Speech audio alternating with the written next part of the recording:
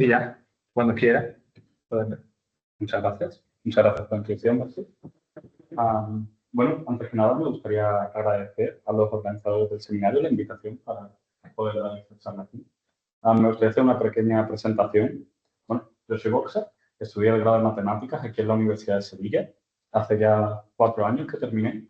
Al terminar me fui a la Universidad de Ámsterdam a hacer el máster de Lógica Matemática y ahora mismo me encuentro en la Universidad de Berna haciendo un doctorado en Teoría de la Demostración en el grupo de Lógica y Teoría. No es Group Theory, es Theory Group, es de teoría. Desgraciadamente, estaría bien hacer grupos, pero no nos dedicamos a ello. Y bueno, nada, estoy muy contento de poder volver a la Universidad de Sevilla y de poder dar esta charla. Espero que os interese. Sé que quizás la lógica es un tema un poco de nicho en matemáticas, así que voy a intentar empezar desde cero. Lo que pasa es que tenemos que hacer mucho recorrido, así que voy a tener que ir un poco rápido. Por favor, si no entendéis algo, sentiros libres de interrumpirme en cualquier momento. No es ni necesario ni que levantéis la mano. Y bueno, me parece más importante que podáis entenderlo durante la charla que 5 días después de la charla. Entonces, bueno, muchas gracias. Vamos a empezar. Bueno, lo primero de todo, me pidieron que pusiera esta imagen del mapa de las matemáticas.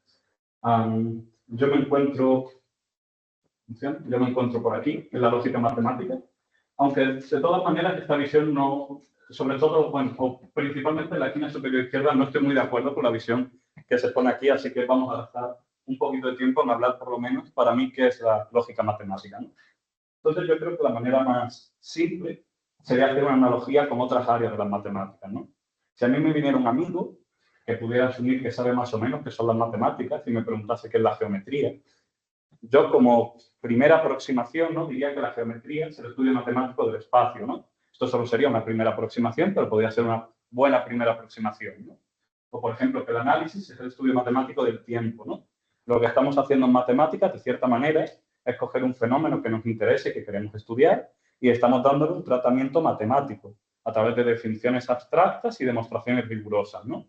Entonces, en lógica matemática, lo que hacemos es coger un fenómeno que queremos estudiar, en este caso, a mi modo de vista, es el razonamiento, y entonces pues, nos ponemos a darle un tratamiento riguroso matemático. Y esto deja la lógica en un punto un poco complicado, porque en matemáticas ya razonamos. Entonces, la lógica es un poco razonar matemáticamente sobre razonar.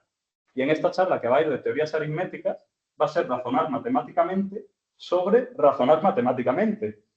Entonces, la terminología se puede ver un poco confusa. En particular, me gustaría señalar, como esta charla va a ser de teoría de la demostración, vamos a usar mucho la palabra demostración, pero vamos a usar la palabra demostración en dos sentidos muy distintos. Demostración en minúscula, como podéis ver aquí, es la demostración a la que estáis acostumbrados, la que habéis hecho durante los estudios, la que haríais en cualquier área de las matemáticas. Es solo sentarse, afirmas que algo se cumple y tienes que probarlo, ¿no? Sin embargo, demostración en mayúsculas, como está aquí, va a ser una abstracción matemática que nos va a permitir hacer un modelo de lo que es la demostración en minúscula. Es decir, esto de aquí va a ser un objeto que vamos a tratar matemáticamente. Se puede establecer una analogía, por ejemplo, con el espacio y con R3. R3 no es que sea el espacio tridimensional en que vivimos. R3 es un formalismo matemático que nos permite acercarnos a ese espacio, ¿no? Y tratarlo matemáticamente. Bueno, demostración en mayúsculas va a ser lo mismo, pero en lugar de para el espacio, para las demostraciones. Entonces, en esta charla lo que va a consistir va a ser cómo definir esta demostración en mayúsculas, primero para demostraciones normales y luego para intentar hacer demostraciones que a primera vista deberían estar mal, pero están bien. ¿Sí? Entonces, la cruz en mayúscula, en el ejemplo ese de R3 y el espacio, ¿qué sería? R3. Sería R3 y en minúscula sería el espacio, ¿no? La cruz en mayúscula va a ser el objeto matemático. ¿Alguna pregunta más? ¿Sí?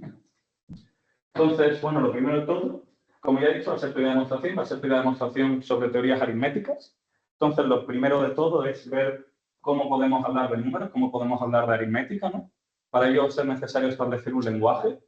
Esto es similar a los lenguajes de programación, ¿no? Donde necesitas un lenguaje para poder escribir programas. Aquí vamos a necesitar un lenguaje para poder hacer aserciones sobre aritmética. En este caso vamos a tener dos tipos de expresiones, que van a ser los términos, que son expresiones que cuando se interpretan se van a referir a números. Vamos a tener variables, una constante que representa el cero, una función que representa el sucesor, es decir, el sucesor de un término, la suma y la multiplicación. Y, bueno, aquí dice que x es una variable, pero me refiero a que x es una de infinitas variables posibles, ¿no? No ponemos límite a la cantidad de variables. Entonces, estos son los términos y tenemos también las fórmulas que van a ser expresiones que cuando se interpretan van a hacer aserciones sobre la aritmética que pueden ser verdaderas o falsas. Por ejemplo, tenemos una fórmula que representa el absurdo, esta va a ser siempre falsa. Podemos igualar los términos, hacer la inigualdad de los términos, conjunción, disyunción, implicación, para todo y existe, ¿no?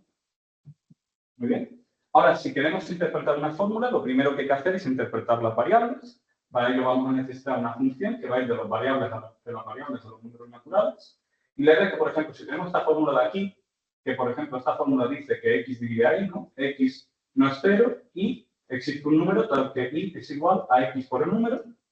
Esta fórmula estaría diciendo que x divide a y. Esta fórmula no es ni verdadera ni falsa hasta que no la interpretemos. Cuando la interpretamos, por ejemplo, si decimos que x es 2 e y es 8, va a ser verdadera. Si decimos que x es 2 e y es 7, va a ser falsa. Verdadera se va a señalar con este símbolo, cuando sea falsa va a estar tachada. ¿Preguntas? ¿Vale? Bien. Entonces, lo primero que hacemos en teoría de la demostración es no trabajar con fórmulas, las refinamos un poquito para poder trabajar más cómodamente con ellas. Trabajamos con el concepto de secuente. Entonces, el concepto de secuente es muy simple. Es sencillamente una expresión de esta manera, donde gamma y delta van a ser conjuntos finitos de fórmulas. Y ahora la idea es que, como vamos a interpretar esto, es como una fórmula que sería la conjunción de gamma implica la disyunción de delta. Dicho de otra manera, si tenemos ya las fórmulas interpretadas, quiere decir que si todas las fórmulas de gamma son verdaderas, al menos una de delta es verdadera. Definimos el concepto de que un secuente sea válido, que es sencillamente que esta interpretación sea cierta para cualquier interpretación posible. Y una vez tenemos los secuentes, que es como vamos a establecer proposiciones sobre la aritmética, lo siguiente que queremos hacer es ver cómo vamos a hacer demostraciones, es decir, cómo vamos a señalar algunos secuentes como válidos y otros como inválidos. Tenemos una definición semántica, pero nos gustaría tener un cálculo que nos permitiera decir, nada más que haciendo una serie de cálculos, decir si un secuente es válido o es inválido. Para ello, lo que vamos a usar son unas reglas de razonamiento de secuentes, que básicamente lucen de esta manera, son unos secuentes como premisa y un secuente como conclusión. Y la idea es que si los secuentes en las premisas son válidos, el secuente en la conclusión tiene que ser válido. Esto es lo que llamo localization, solidez local. Entonces, por ejemplo, hay algunos que son axiomáticos, que no tienen premisa, y podemos ver que, por ejemplo, este secuente siempre va a ser válido. Porque si tenemos que bajo cualquier interpretación en la cual todas estas fórmulas sean verdaderas, al menos va a haber una aquí que sea verdadera, que va a ser phi. Lo que pasa en este es que nunca va a haber una interpretación que haga verdadera todas las fórmulas de la parte izquierda del secuente, porque esta fórmula nunca es verdadera. Y así.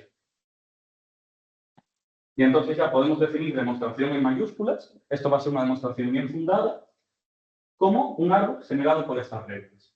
Entonces sería básicamente un árbol generado por estas reglas, quiere decir un árbol cuyos nodos van a ser secuentes, y para cada nodo, si miras a los hijos, tiene que ser el caso que junto con los hijos sea una instancia de una de estas formas de razonamiento. Hay más, pero no las he incluido todas, porque no creo que serán mucho viendo el resto. Pero esa sería la idea. Haciendo que sea bien fundado, podemos notar que nos aseguramos de ir de secuentes válidos en secuentes válidos, porque empezamos con axiomas que son válidos y cada vez que aplicamos una regla, observamos la validez. Entonces, la validez está garantizada por esta bien fundación del árbol. Como queremos razonar para la aritmética, hay que incluir algunos secuentes más, porque estos secuentes solo hablan de la parte lógica, del para todo, del existe, de la conjunción. Tenemos que incluir algunos secuentes que hablen de la aritmética dentro de los axiomas. Entonces vamos a incluir esto de aquí, que podéis ver que estos secuentes tan solo afirman cosas muy naturales, que ya sabemos de los números naturales, como por ejemplo la transitividad, la desigualdad, la tricotomía de la desigualdad, o por ejemplo una definición recursiva de la suma. Está aquí todo en los axiomas. Y luego tenemos que añadir una de estas dos reglas. Esta regla se puede ver que es muy parecida a la inducción.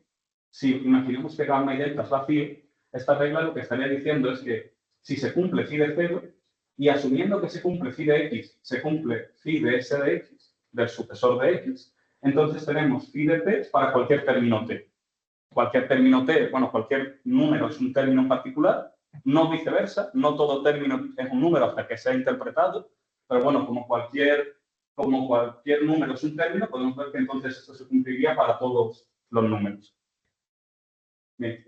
Aquí hay otra regla que es un poco más clara, que se llama la regla omega, que sencillamente viene a decir si queremos probar que phi es cierto para cualquier número, basta con demostrarlo para el 0, para el 1, para el 2, para el 3, así para cada número.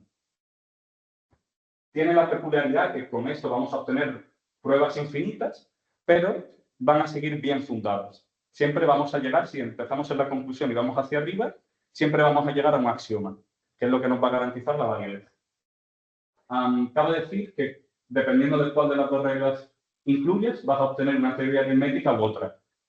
Con la primera obtienes la aritmética de Peano, con la segunda obtienes la aritmética verdadera. Y la aritmética de Peano está estrictamente contenida en la aritmética verdadera.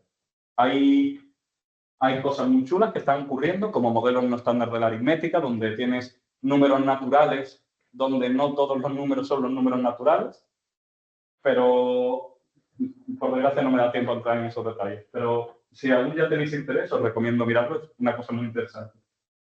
Bien, aquí hay un par de ejemplos de demostraciones. Podemos ver, por ejemplo, aquí, podéis ver esto y decir, vale, lo que queremos demostrar es que para todo número natural, 0 más x es igual a x. Podéis creer que esto es un axioma, pero no es un axioma. El axioma está aquí y está al contrario. En lugar de ser 0 más x, es x más 0. Si queremos ver que 0 más x es igual a x, hay que demostrarlo por lo menos por primera vez, ¿no? Hasta que sepamos que la suma es conmutativa. Entonces, esto sería una demostración y podéis ver que terminamos en secuentes axiomáticos. Muy bien. ¿Es más o menos entendido? Así sería más o menos cómo funcionan las demostraciones bien fundadas. La validez es porque partimos de axiomas y sería muy similar a cómo razonamos usualmente en matemáticas, ¿no? Ahora vamos a ver cómo podemos hacer demostraciones más fundadas y cíclicas y que sigan siendo demostraciones.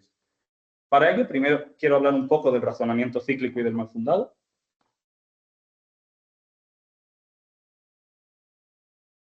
Básicamente, el razonamiento cíclico se puede entender como un círculo donde tenemos varias proposiciones y nosotros somos capaces de establecer que se implican la una a la otra, pero no somos capaces de establecer que ninguna de ellas sea verdadera. Por eso el razonamiento es cíclico y no podemos llegar a afirmar, sabemos que son equivalentes, pero nunca podemos afirmar que una de ellas sea verdadera. Y es lo que nos impide que esto sea una demostración de phi, por ejemplo, ¿no?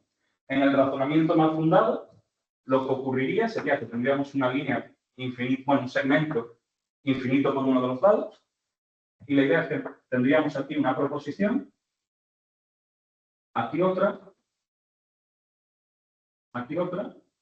así para arriba, y seríamos capaces de demostrar que la anterior implica la siguiente, pero nunca llegaríamos a tener una primera proposición que sabemos que es verdadera, ¿no? Entonces, nosotros queríamos llegar a un axioma en algún momento aquí, pero nunca llegamos.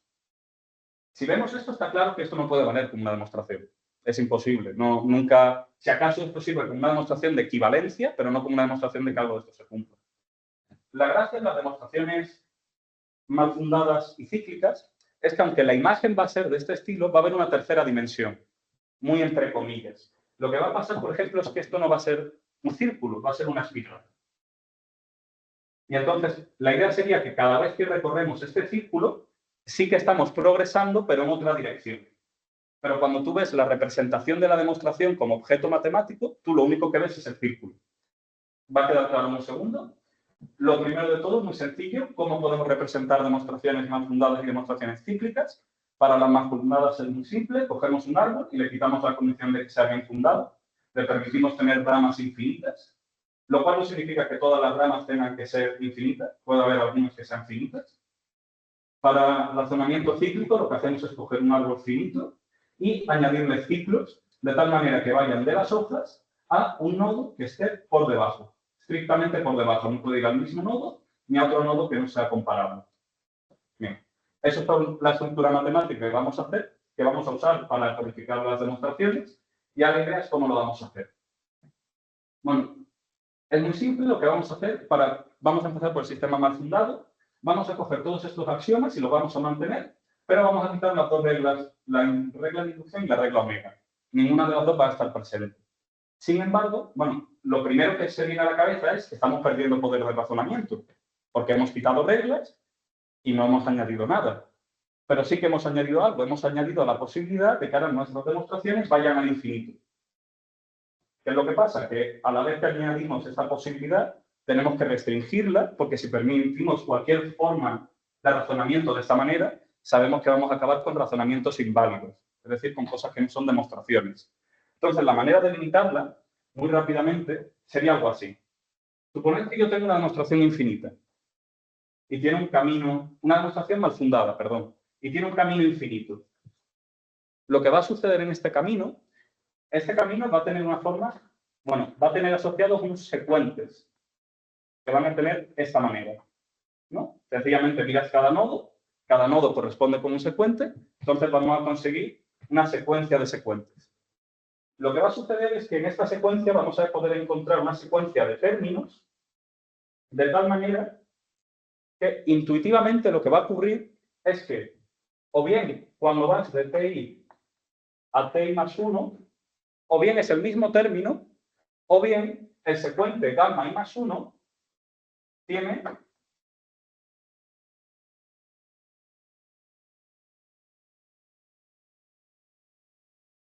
esta fórmula.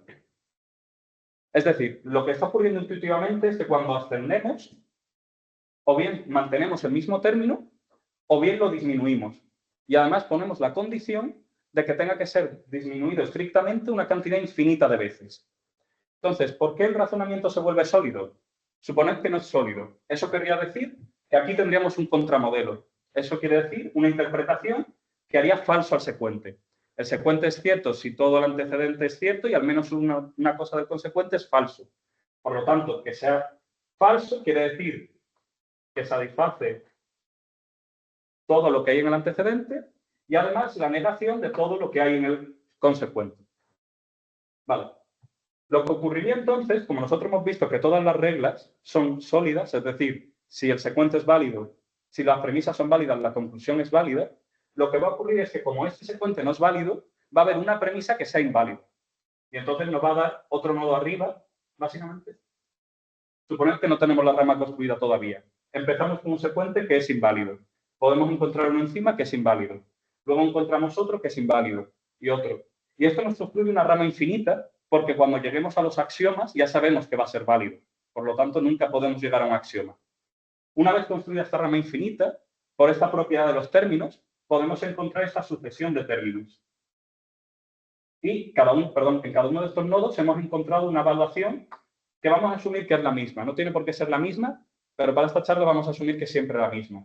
Lo que va a suceder es que cuando vemos cómo evoluciona esta sucesión de términos, vamos a ver que se mantiene constante en muchos puntos y hay infinitos puntos en los que baja porque se tiene que cumplir esta fórmula de aquí. Porque como esta fórmula está en la parte izquierda del secuente, tiene que ser cierta bajo la evaluación.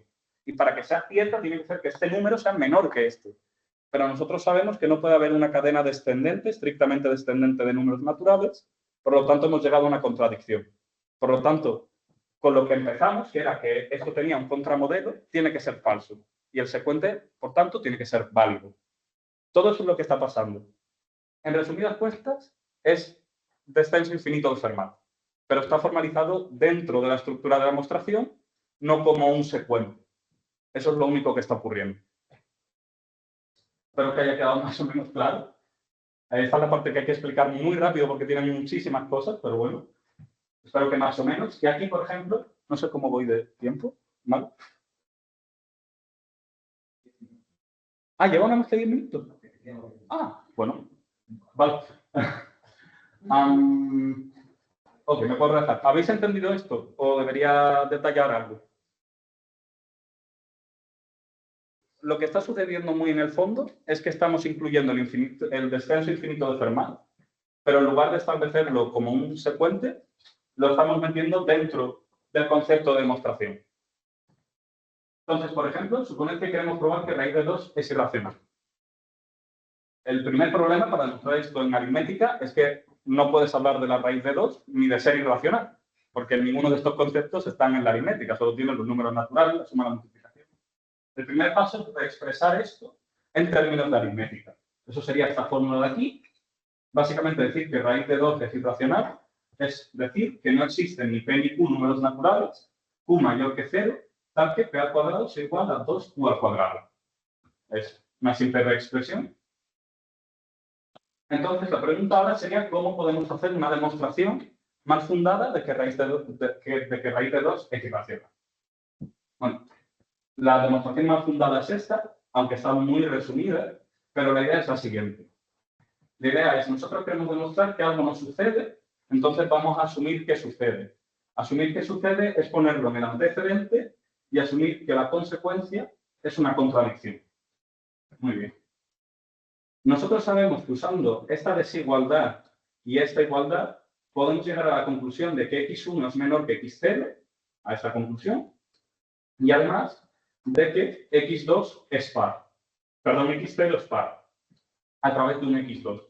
¿Por qué? Este es el razonamiento típico, ¿no? Que ocurre, sería como tienes esta igualdad, tú sabes que 2 tiene que dividir a x0 al cuadrado, pero eso quiere decir que x0 al cuadrado es par, pero si x0 al cuadrado es par, entonces x0 es par. Entonces encuentras este x2 tal que x0 es igual a 2x2 y lo sustituyes en la ecuación de vuelta, ¿no? La igualdad. Vale, lo que estamos haciendo en esta parte es demostrar que con esto podemos llegar a esas conclusiones y entonces terminaría, esto tendría una demostración finita, ¿no? Sería esta demostración de aquí. Y ahora, por el otro lado, lo que podemos hacer es, ok, sabiendo que esto existe, puedo realizar la sustitución. Y una vez sustituido, nos quedaría que 4x al cuadrado sería igual a 2x1 al cuadrado. Además de tener estas condiciones de desigualdad. Y bueno, podríamos simplificar esta ecuación, dividir entre 2 ambos miembros, y obtendríamos esta de aquí. Y ahora, lo interesante de todo esto es que este secuente y este secuente son casi el mismo. La única diferencia es que x0 ha pasado a ser x1 y x1 ha pasado a ser x2. Entonces nos podemos imaginar, y si hiciéramos la definición completa de la demostración, es decir, si extendiéramos estos puntos suspensivos, lo tendríamos que hacer, podemos imaginar que una vez hemos llegado aquí, repetimos este proceso, pero ahora con x1 y x2. Y llegaríamos otra vez a este secuente, pero sustituyendo x1 por x2 y x2 por x3. Y podríamos repetir y repetir, y al final tendríamos una demostración que tendría más o menos esta forma. En esta demostración solo hay una rama infinita, tenemos que confirmar que esta rama infinita cumple la condición, porque si no cumpliese la condición, estaríamos haciendo razonamiento inválido. La condición se ve clara porque justo aquí podemos ver que la sucesión de términos va a ser más o menos, de manera intuitiva, va a ser esta de aquí. No es exactamente esta, pero más o menos. Y podemos ver que vamos a incluir siempre que uno de los tres, o sea, siempre vamos a disminuir el término que estamos siguiendo en algún momento, porque vamos a llegar a esta desigualdad de aquí. x0 es menor que x1, luego x1 va a ser menor que x2, x2 que x3, y así. Creo que he dicho el menor al revés, que x1 no. Perdón. Así sería la demostración.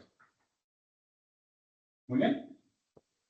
Para las demostraciones cíclicas, voy a ir un poco más rápido porque creo que me va a dar tiempo a hablar de lo que yo hago, porque esto no lo he hecho yo, nada, esto es solo la introducción al área. Así que, y me gustaría tratar un poco más lo que yo hago, así que con esto vamos a ir un poco rápido. La idea de las demostraciones cíclicas, muy intuitivamente, es que las demostraciones cíclicas son también demostraciones mal fundadas. La idea sería que si tú tienes, por ejemplo, una demostración de esta manera, con un ciclo aquí, esto es lo mismo que desenrollar este ciclo y volver a copiar en este punto donde empezaba el ciclo, volver a copiar el triángulo. Luego aquí habría un nuevo ciclo hacia aquí, pero lo puedes desenrollar otra vez y poner otro triángulo y acabarías con una demostración mal fundada. Entonces, para hacer demostraciones cíclicas es lo mismo que para las demostraciones mal fundadas. Lo único que tienes que hacer es que en lugar de seguir infinitamente, en algún momento tienes que llegar a un secuente que tengas debajo. Pero sigue habiendo la condición de que en cualquier rama infinita, en este caso la rama infinita sería repetir este ciclo infinitas veces, tienes que descender infinitamente. Para señalar una pequeña diferencia, que es muy curiosa, normalmente, como hemos visto antes, esto nos produce dos aritméticas que son radicalmente diferentes. La primera es la aritmética real y la segunda es la aritmética verdadera. Y la diferencia reside en que necesitamos una regla infinita para llegar a la aritmética verdadera. Bueno, esta diferencia se puede observar también a nivel de demostraciones mal fundadas y cíclicas. Con las demostraciones mal fundadas obtienes la aritmética verdadera otra vez. Y con las demostraciones cíclicas, que son finitas en cierto sentido porque tienen representación física, por lo tanto pierdes mucha capacidad expresiva, nada más que llegas a la aritmética de Peano. Pero esta vez, en lugar de tener que introducir una regla para diferenciarlas, se diferencian nada más que en la forma que permites que las demostraciones tengan. Muy bien. Entonces, esto es un poco la introducción a la teoría de demostración cíclica y mal fundada. Ahora, ¿a qué me dedico yo? Bueno, yo me dedico a una cosa que se llama eliminación de cortes. Al principio de la charla os he dicho que no usamos fórmulas, usamos secuentes. ¿Por qué? La idea es muy simple. Las fórmulas, cuando haces demostraciones con fórmulas, no funcionan muy bien. Sucede que como tienes reglas de razonamiento como de esta forma, que es muy común en matemáticas, la base, ¿no? Si tienes phi y phi implica sí, entonces sí, están sucediendo cosas malas con las fórmulas. ¿Por qué? Las premisas. Hay una premisa que es más complicada que la conclusión. Entonces esto, cuando quieres analizar la demostración, se puede volver muy caótico, porque no está siendo en una dirección, está siendo en las dos direcciones. Puedes descender en complejidad, luego volver a extender, luego volver a descender y así. Lo que ganas con el cálculo de secuentes es que siempre aumentas en complejidad según desciendes en la demostración. Es como si tienes una carretera de doble sentido o una de un solo sentido. Bueno, vas mejor en la de un solo sentido porque sabes que no te puedes encontrar algo viniendo de repente del otro lado, ¿no? Sería la misma idea. ¿Qué es lo que pasa? Que normalmente es útil tener esta doble direccionalidad. Entonces, hay esta regla que contradice esto que os he estado contando antes, de que las premisas son más simples que la conclusión. Esta regla lo contradice porque, si os dais cuenta, aquí estamos añadiendo una fórmula que no está en la conclusión. Esto hace que las premisas puedan ser más complicadas que la conclusión. Por ese motivo, y bueno, y por muchos otros, pero bueno, este es un muy buen motivo, en teoría de demostración nos dedicamos a intentar eliminar esta regla. Es decir, coger un cálculo que tiene esta regla e intentar demostrar que hay un equivalente que no la tiene. Porque este segundo cálculo va a tener mejores propiedades y estas mejores propiedades nos van a ayudar a establecer otras propiedades que son muy chulas, como por ejemplo decir que una lógica es definible. Que esto quiere decir, si haces cualquier afirmación dentro de la lógica, puedes saber si la afirmación es verdadera o falsa con un mecanismo automático. Esto sabemos que no se puede hacer en general en matemáticas, pero bueno, para ciertas lógicas sí se puede hacer. Entonces yo me dedico a eliminar cortes y lo que pasa es que usualmente la demostración de eliminación de cortes en pruebas finitas es muy simple porque se basa en inducción en la altura del árbol, porque los árboles bien fundados siempre van a tener una altura, que sea un ordinal, pero en demostraciones más fundadas no tenemos noción de altura. Se pierde porque en el momento en el que tienes ramas infinitas es imposible asignar ordinales a los nodos de tal manera que cuando vayas hacia arriba siempre descienda al ordinal. Si tienes una rama infinita, eso implicaría que tienes una sucesión descendente, infinitamente descendente de ordinales, lo cual es imposible.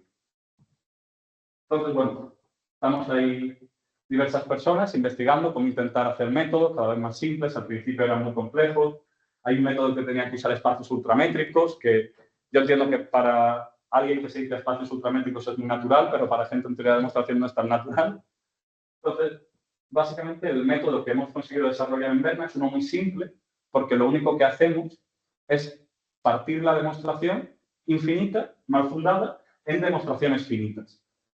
Y a través de esta partición en demostraciones finitas se simplifica mucho el tratamiento de las reglas. Luciría algo así. Tú tendrías un árbol mal fundado que puede ser infinito, ¿no? Que puede tener ramas infinitas, pero lo estás particionando en fragmentos finitos. Y estudiando estos fragmentos puedes demostrar que se puede eliminar corte y puedes demostrar muchas cosas más del cálculo. Bueno, esto es más o menos a lo que me estoy dedicando ahora mismo. Y ya, si estáis interesados, pues la charla o la parte, digamos, sobre la aritmética se ha basado en estos dos primeros artículos, por Alex Simpson y Anup Andas. Alex Simpson, de hecho, fue el supervisor de Broderstone, que fue el que empezó el área de la teoría de la demostración mal fundada y cíclica. Y bueno, aquí tenéis otros dos artículos que están en mí, por si estáis interesados en mi investigación en particular, donde desarrollamos este método de partir las demostraciones infinitas en partes finitas y donde lo extendemos para situaciones más complejas, digamos. Y bueno, ya está, eso era todo. Espero que os haya gustado. Muchas gracias por vuestro tiempo.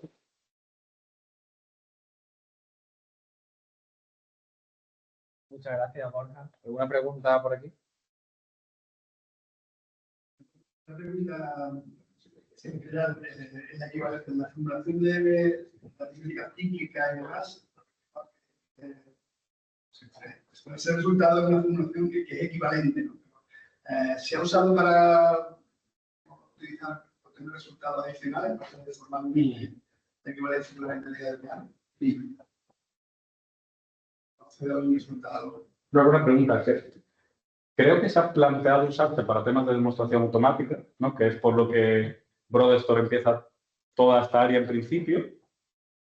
Para el tema de la aritmética no estoy tan familiarizado, porque yo me dedico ahora mismo más a lógicas modales. Sé que está este estudio de Anup Andas. Además, este cálculo de aritmética es muy natural, en cierta manera, porque equivale al descenso infinito de Fermat. Pero este año ha salido otro cálculo por Shankanov y otros coautores, que para mi gusto está más refinado y es más simple, y quizás por ahí sí que haya más posibilidad de obtener nuevos resultados. Pero en esto no lo tengo muy claro si ha habido. Yo creo que ha sido más establecer equivalencias y, por ejemplo, en el de Anup se establece equivalencias con toda la jerarquía aritmética, no solo con la aritmética de Peano, ¿no? En mi caso, para las lógicas modales, sí lo hemos podido usar, por ejemplo, hace nada, una semana o dos, sí que hay que revisarlo, pero bueno, ya lo ha visto alguien externo. Hemos demostrado una interpolación uniforme de la lógica intuicionista Gödel-Looe, que eso es un problema que se abrió en doctorado hace ya 3 o 4 años, de Iris van der Wiesen, y ha sido una pregunta que ha ido haciendo a mucha gente y no ha sabido cómo contestarla, y la primera respuesta que hemos obtenido ha sido a través de métodos de demostración cíclica. También para interpolación uniforme para lógica de la interpretabilidad. Que esa era una pregunta que no sé si se había hecho alguien, la verdad, pero bueno, ha podido ser respondido. Muchas gracias por la pregunta. Vale. ¿Alguna otra pregunta por aquí? Muy rápida. ¿Se ha desarrollado ya Proof of Complexity para ese tipo de sistema? En el sentido de intentar resolver... Sí, sí. Con varias espiras, con los sistemas típicos frente a los Sí, clásicos. sí. La complejidad, ¿sabes? Sí. Para estudiantes. No estoy muy familiarizado. Sé que si lo ha hecho alguien ha sido Anup Andas. Eso es seguro. Es un tema interesante porque hace poco nos hemos planteado la pregunta en Berna a través de otro investigador, Stepan Kuznetsov. Tiene otra pregunta que está relacionada, que es con ordinales de clausura. Con complejidad no lo sé, pero sí que está esta pregunta de en los sistemas con regla omega, tú puedes asignar un ordinal que sea el primer ordinal en el cual has obtenido todas las demostraciones posibles, ¿no? A base de aplicar reglas de una en una, ¿no? Está la pregunta de cómo se puede hacer eso para demostraciones mal fundadas, porque a priori no existiría este ordinal. Y hemos apuntado, o por lo menos tenemos la intuición, de que esta manera de, no exactamente así, pero bueno, más o menos esta manera de particionar las demostraciones nos puede dar unas ideas, pero creo que todo esto está muy en desarrollo. Anupan creo que sí que tiene algún resultado de complejidad, pero lo tendría que ver. Muchas gracias. Vale. ¿Alguna otra pregunta por aquí? Vamos a mirar a ver si hay una pregunta online.